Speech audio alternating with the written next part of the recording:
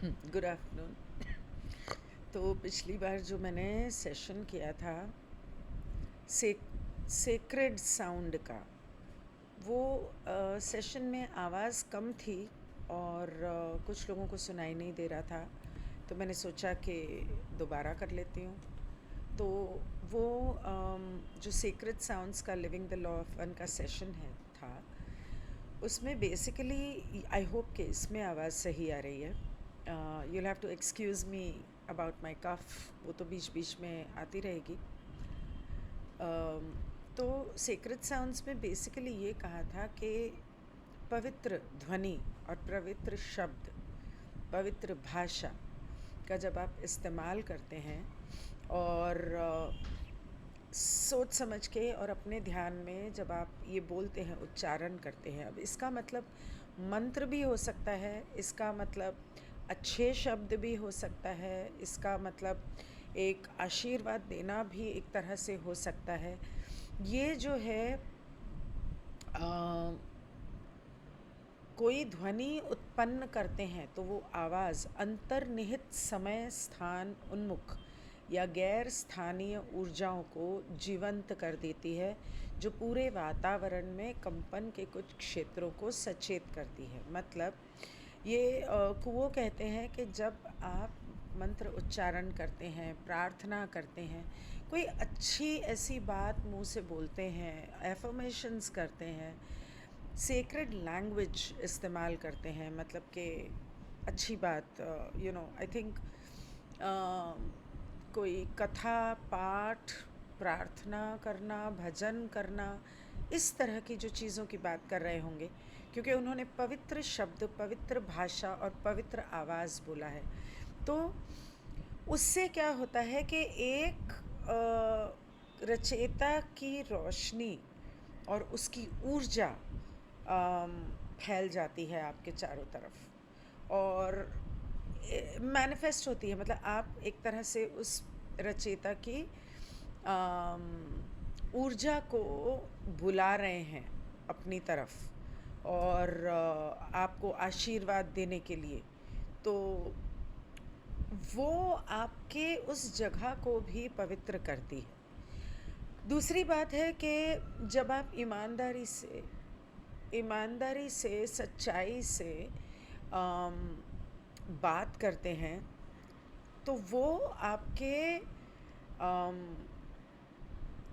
इस ज़िंदगी में प्लेयर का जो आप खेल खेल रहे हैं ज़िंदगी का, उसके अंदर आपकी मदद करता है सही तरीके से खेलने में, जब आप ईमानदारी और सच्चाई से बात करते हैं या कोई काम करते हैं।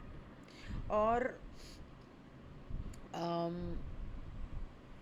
ये ईमानदारी और सच्चाई से बात करना सिर्फ दूसरों के साथ नहीं है, खुद से भी ईमानदारी और सच्चाई के साथ पेश आना है।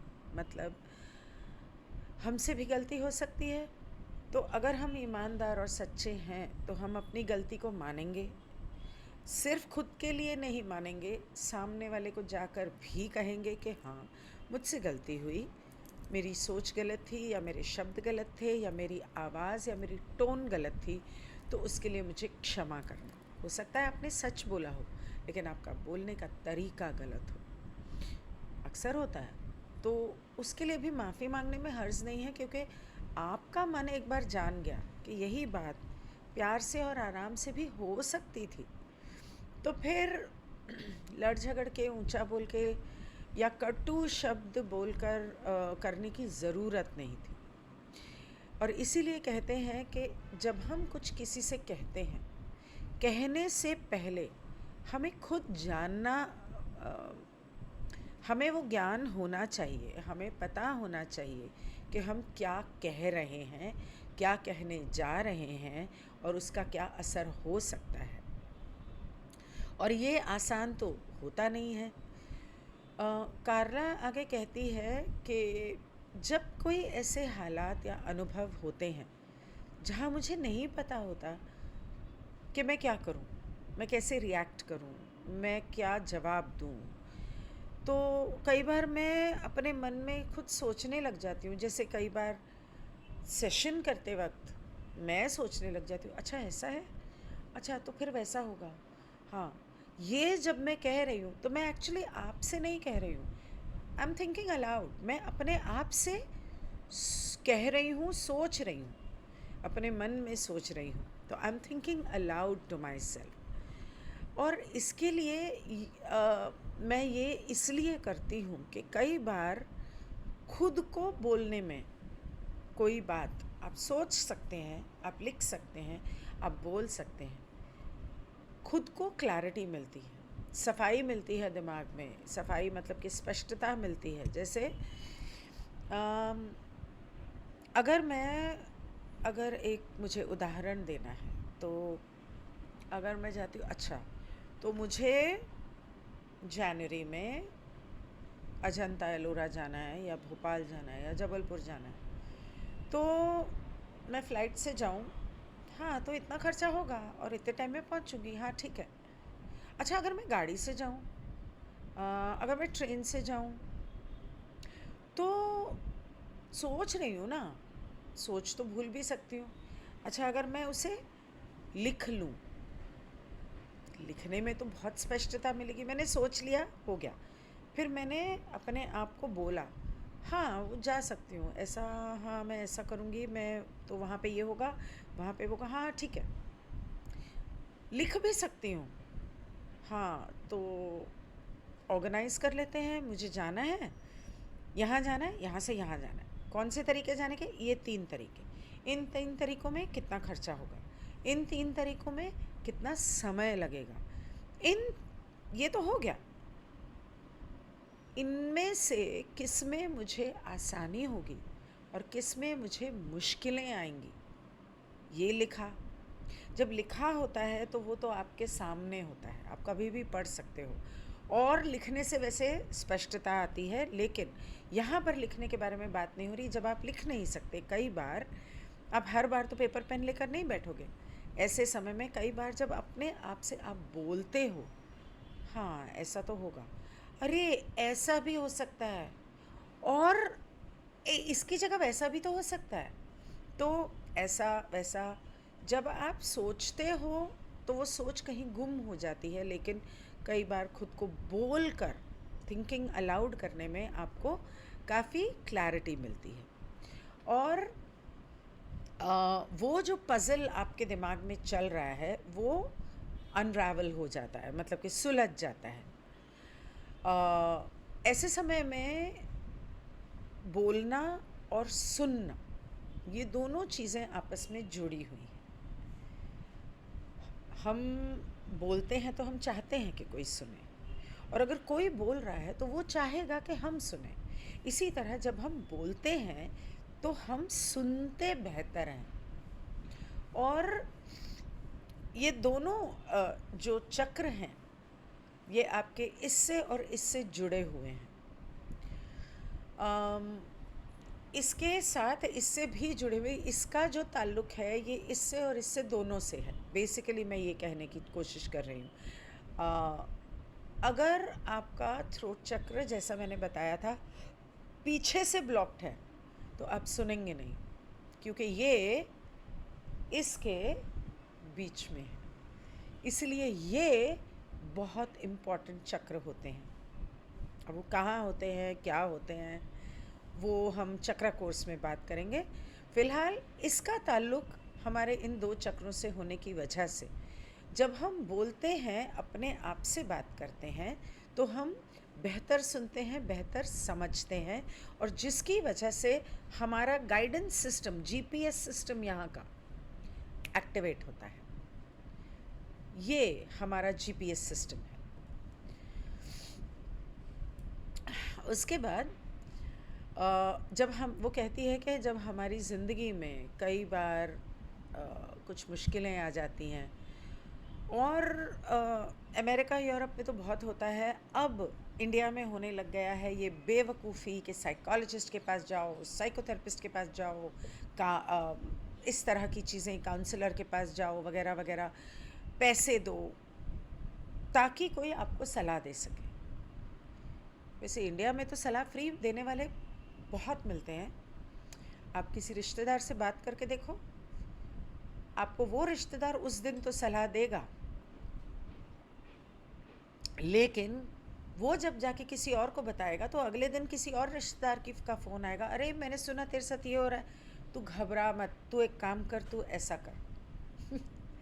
तो इंडिया में तो फ्री है, वहाँ पर वो लोग थोड़ा एक दूसरे की लाइफ में इंटरफेयर नहीं करते, तो वहाँ पर ऐसा नहीं होता, तो उनको थेरेपिस्ट की ज़रूरत पड़ती है। दूसरा, वो लोग वहाँ अपने रिश्तेदारों से और दोस्तों से ज़्यादा घुलते मिलते कहाँ हैं, करते ही नहीं हैं। तो जिस तरह वहाँ पे वो लोग एक थेरेपिस्ट से मिलकर बातचीत करते हैं, इस तरह जब आप अपने आप से बात करते हैं तो आप अपनी थेरेपी कर सकते हैं। बस ये करना है कि एक अकेले में थोड़ा कमरे में थोड़ी देर के लिए बंद हो जाओ और अकेले में खुद से बातें करते रहो। कभी किसी को सुना है रात को अपने आप से लेटे लेटे बातें करते हुए आसमान को देखते, हाँ पर आज ऐसा हुआ, नहीं मुझे ऐसा नहीं करना चाहिए था, उसने ऐसा किया था, हाँ पर ऐसा वैसा। बहुत लोग करते हैं और बहुत अच्छी बात है। Daydreaming and talking to yourself are too very good things. जो जिनको लोग सड़क पे चलते हुए अपने आप से बात कर रहे हैं, लोग बोलते हैं पागल है, बहुत समझदार है।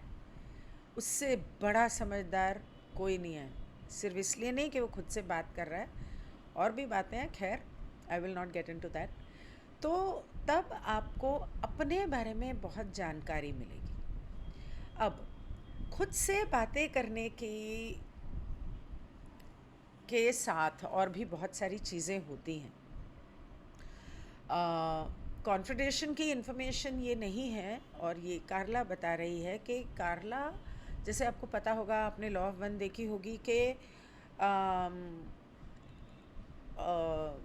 गाती थी कॉयर में, चर्च में जाके, और वहाँ पर जब वो गाती थी और परफॉर्मेंसेस करती थी वहाँ चर्च में, तो उससे ये एहसास हुआ कि हमारी आवाज़ जो होती है वो साफ तरीके से कोई बात बताने में बहुत महत्वपूर्ण रोल प्ले करती है। आप किसी को ऐसे भी बोल सकते हैं, तू पागल है, पागल है तू, पागल है तू, और फिर बहुत ज़ोर से चिल्ला के, पागल है तू, पागल है तू। फ़र्क, जो टोन कहाँ से आ रहा है, आपके सेक्रल से आ रहा है, आपका सोलर प्लेक्सस से आ रहा है, आपका हार्ट से आ रहा है, आपका थ्रोट से आ रहा है, आपका ब्रेन से आ रहा है, कहाँ से आ रहा है, यहाँ से भी आता है। तो हम किस तरह से, हमारी सांस जो है वो बहुत पवित्र है, क्योंकि वही हमारी प्राण शक्ति है और हमारी ज़िंदगी है। जब हम ज़ोर से बोलते हैं तो हम अपनी उस सांस, ज़ोर से बोलते हैं मतलब जब हम मुंह से आवाज़ निकालते हैं और बोलते हैं, तो हमारी सांस एक रूप ले रही है।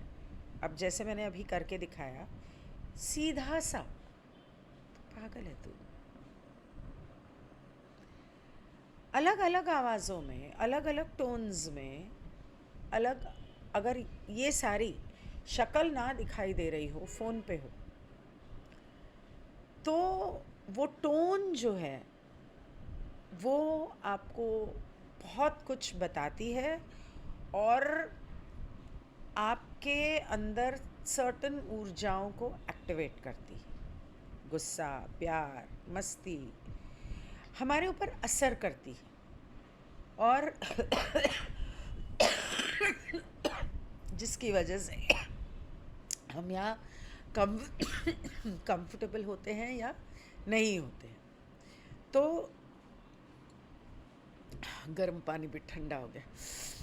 तो कई लोगों को हमारी आवाज़ अच्छी लगती है, कई लोगों को हमारी आवाज़ बुरी लगती है, डिपेंड करता है कि हम किस तरह से बोल रहे हैं।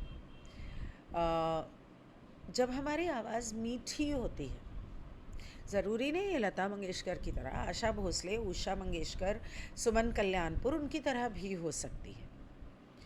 तो मुझे तो यही नाम पता है, गीता दत्त, सुरैया, मोहम्मद रफ़ी, तो इनकी कितनी मीठी आवाज़ थी। कुछ लोग जब बात करते हैं ना, जैसे सोनिया और वैशाली की आवाज़, पा की आवाज़ कितनी मीठी है।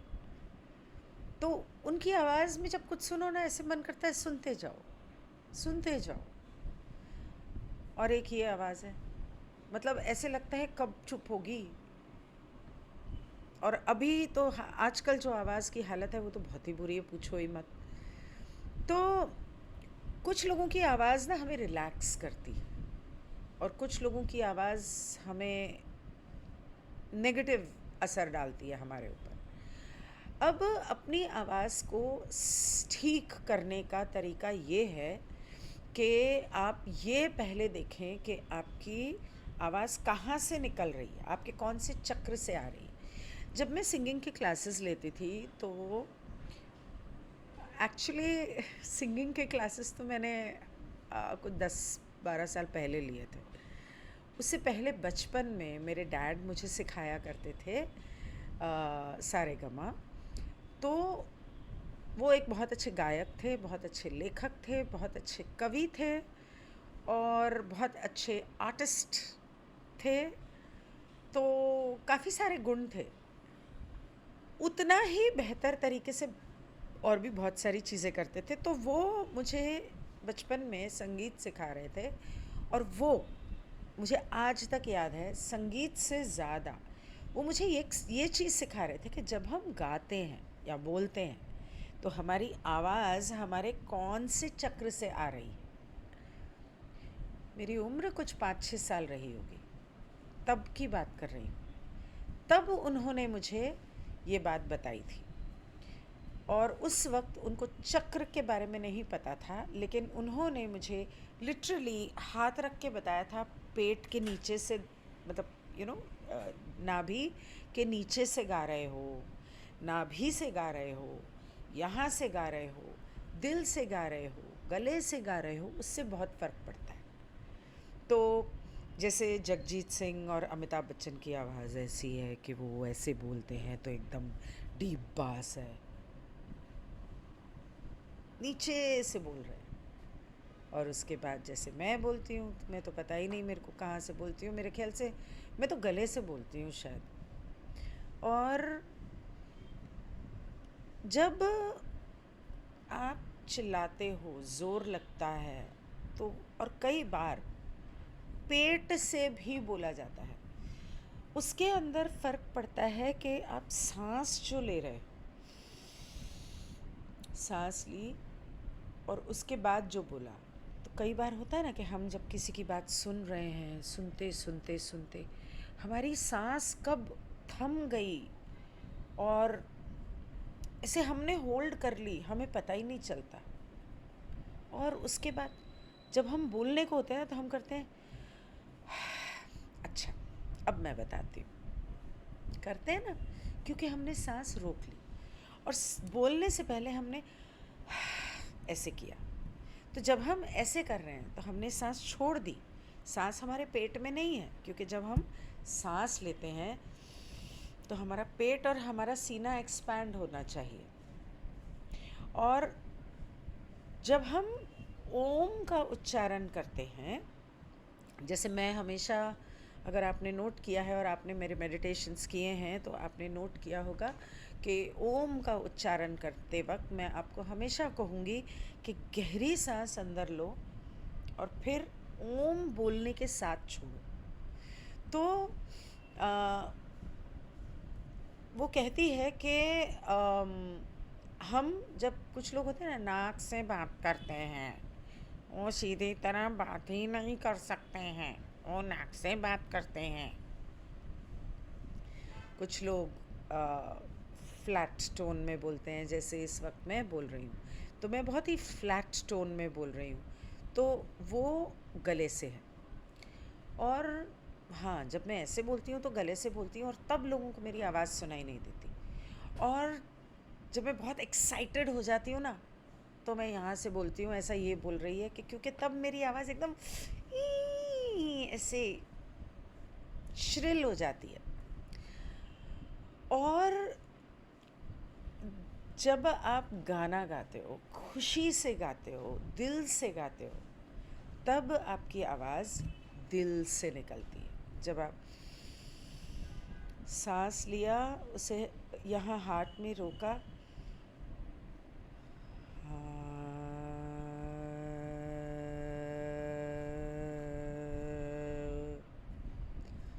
आलाप होता है। ये मैं आलाप नहीं कर रही थी, मैं तो सिर्फ साउंड निकाल रही थी, लेकिन आलाप जो गाते हैं ना संगीतकार, तो उसको अलग अलग शरीर के हिस्सों से निकाला जाता है। और कुछ लोगों की पैदाइशी आवाज़, जैसे लता मंगेशकर की बहुत श्रिल पतली है, और आशा भोसले की मुझे और सुमन कल्याणपुर की बहुत पसंद है, तो उनकी आवाज़ अलग है। तो इसी तरह से किशोर कुमार, मोहम्मद रफ़ी की आवाज़ अलग है। तो जब आप अपने दिल की गहराइयों से इस आवाज़ को ऊपर लेकर आते हो, तो वो कैसे होगा? आपने सांस लेके पहले दिल को, पेट को भर लिया, और उसके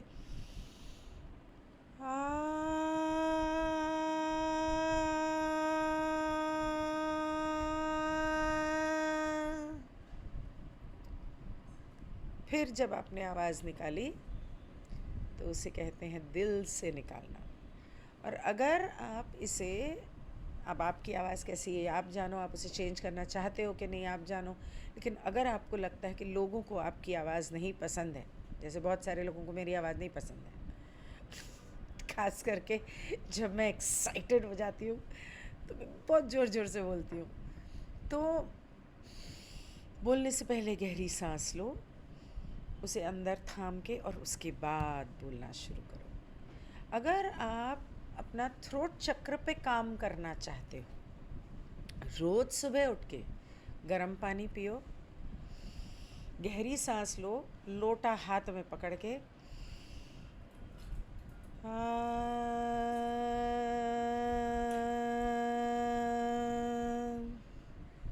सांस निकल गई, फिर गर्म पानी का एक घूंट, फिर गहरी सांस, आपका थ्रोट चक्र खुल जाएगा। और तो मैंने अपने थ्रोट चक्र को कैसे खोला? मैं क्या करती थी, बचपन से मुझे संगीत का बहुत शौक़ था, क्लासिकल संगीत का। तो मैं क्या करती थी, गाने को बहुत ध्यान से सुनती थी। नी सा गा म प नी सा रे गा, सॉरी गला ख़राब है, लेकिन जब मैं उसे सुनती थी ना, उसके साथ गाने की कोशिश करती थी, ताल से ताल और सुर से सुर मिलाने की। It had to come absolutely. फिर उसको बंद करती थी और आंखें बंद करके फिर गाती थी, और अपने कानों से सुनती थी कि क्या मैंने सही गाया। उधर ही है, देख ले ड्रॉ में, क्या मैंने सही गाया। अब एक मैंने वो सुना और फिर मैंने अपना गाना सुना, मुझे पता चलता था ना यहाँ पे कुछ गलत, कुछ कमी है। फिर सुनती थी, एक एक गाने को 100-100 200-200 बार सुन के अपनी सुर ताल बिठाती थी। बचपन में मेरी आवाज़ थी थोड़ी आशा भोसले जैसी, लता मंगेशकर जैसी। फिर उसके बाद चिल्ला चिल्ला के लड़ाई झगड़ा करना, मम्मी पापा से, पति से, इससे उससे, उसमें मेरा वॉइस बॉक्स की बैंड बज गई। खैर, तो इस तरह से आप अपने आवाज़ को अपने दिल से ऊपर लाकर अपनी थ्रोट चक्र को खोलने की कोशिश कर सकते हो। और थ्रोट चक्र तब तक नहीं खुलेगा जब तक आपका दिल नहीं खुलता। और दिल से थ्रोट चक्र को खोलने का सबसे सुंदर और आसान तरीका है सिंगिंग। दूसरों को तुम्हारी आवाज़ अच्छी लगे ना लगे, अकेले में बैठो, सुबह उठ के रियाज करो, सा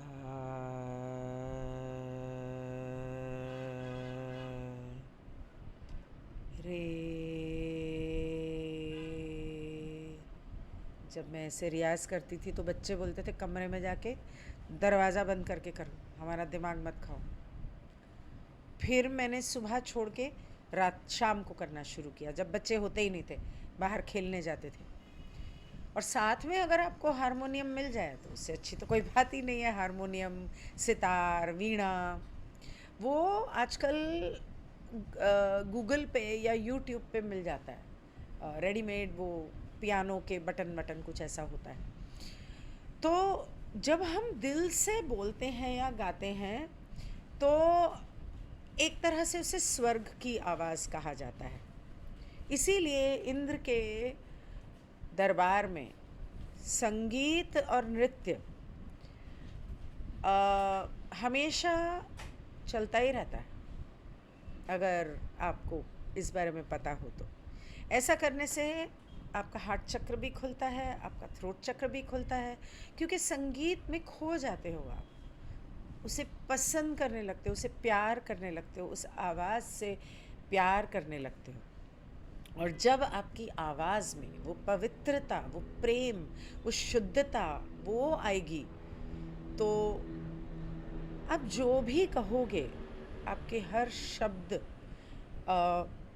से लोगों को प्यार होगा और लोग सुनना चाहेंगे। हर इंसान की आवाज़ जो होती है वो अलग होती है। जब क्लासिकल म्यूज़िक और संगीत का जहाँ ताल्लुक़ आता है ना, मैं एक बार वो मेरे दिल की तार छिड़ जाए तो मैं उसमें ऐसे खो जाती हूँ कि उसके अलावा मुझे और ना कुछ सुनाई देता है, ना दिखाई देता है, ना सूझता है। अब इसके बाद मैं बैठूँगी संगीत सुनने, गा तो सकूँगी नहीं। तो हमारी आवाज़ जो होती है, हर इंसान की जैसे अंगूठे का चिन्ह अपना अलग होता है, सिग्नेचर होता है, ऐसे आवाज़ एक सिग्नेचर होती है। जैसे कि हमारे घर में जो पालतू जानवर हैं, सिर्फ हमारी आवाज़ पे रिएक्ट करेंगे और हमारी आवाज़ से हमें हज़ारों में से हमें पहचान लेंगे। इसी तरह हम अपने किसी प्रिय को, अपने बच्चे को, अपने किसी फैमिली मेम्बर को हज़ारों में से आवाज़ से पहचान लेंगे, भले शक्ल दिखाई ना दे। इसी तरह हर इंसान की स्किन की खुशबू अलग होती है और परफ्यूम्स यूज़ किए बिना, डिओड्रेंट्स यूज़ किए बिना अगर एक इंसान के नेचुरल फ्रेग्रेंस को आप पहचानते हो, एक बार पहचान गए हो, तो आप उसे सिर्फ फ्रेग्रेंस से कहीं भी पहचान लोगे। ऑफ कोर्स उसके लिए आपको स्मेल करना पड़ेगा। तो इसने भी यहाँ पर यही कहा है कि हमें हमारी आवाज़ का रियाज़ अगर हम करें और उसे सुर ताल में बिठाएं तो हमारे लिए अच्छा होगा, क्योंकि आवाज़ एक उपचारक है। एक प्यार से बोला हुआ आई लव यू किसी के दिल का उपचार कर सकता है।